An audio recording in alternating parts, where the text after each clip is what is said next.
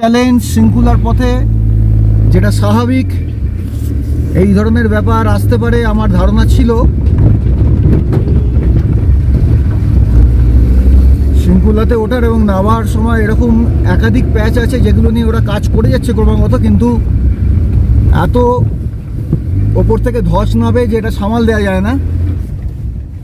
আর এটা চ্যালেঞ্জ এসে গেল।